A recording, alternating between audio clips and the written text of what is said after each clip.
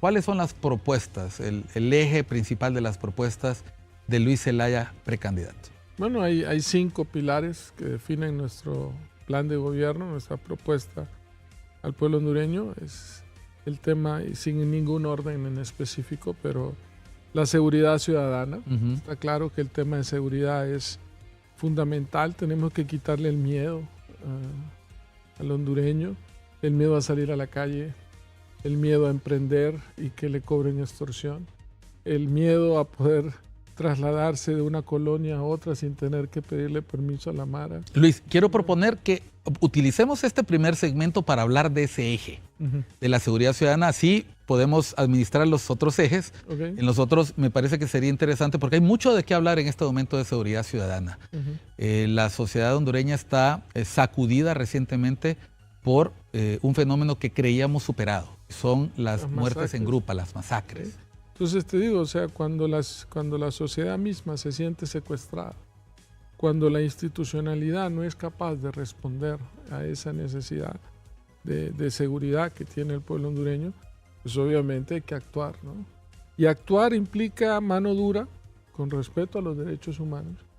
Y aquí mucha gente se confunde porque claramente el hecho de tener a un país vecino que ha resuelto el tema de seguridad de manera bastante radical, con los bemoles que implica el tema de los derechos humanos. Pero aquí no es, Miguel, hablar de los derechos humanos de quienes delinquen, es hablar de los derechos humanos de quienes son inocentes y se les acusa como delincuentes, ¿no? A una política que es a rajatabla, ¿no? Entonces yo creo que hay que tener cuidado en esa parte, pero entender que sí, o sea, que la población está harta, no hay otra palabra, harta de la violencia en el país, que el vecino país de El Salvador ha resuelto el problema, sin lugar a dudas, pero entender también que son realidades distintas, ¿no? El 80% de la droga que va de Sudamérica a Estados Unidos pasa por Honduras, no pasa por otro país centroamericano, sino por Honduras. Y esa es una realidad, porque a partir de ahí se derivan una serie de crímenes conexos relacionados, ¿no? Segundo lugar, el tamaño geográfico, ¿no? O sea, Honduras es 5 veces más grande que El Salvador, ¿no? El Salvador cabe en Olancho. Sí, o sea, 3 veces. Y otro tema es, nosotros tenemos costa atlántica, casi 700. Al revés, Olancho cabe en El Salvador, sí. Perdón, antes de que me corrija. Okay.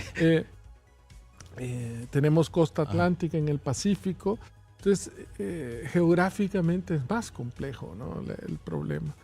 Pero es necesario mano dura, sin lugar a dudas. Hay que articular mejor las diferentes entes porque están dispersos, ¿no? Y cada quien sin una unidad de mando.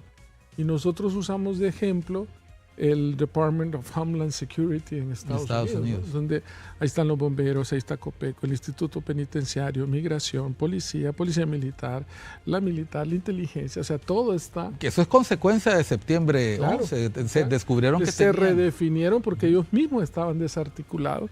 Entonces, crear esta consejo, como le quieras llamar, de seguridad nacional, bajo una sola unidad de mando, bajo un solo criterio y línea de acción que permita hacer más eficientes los recursos y sobre todo una coordinación más efectiva para combate al crimen organizado, ¿no?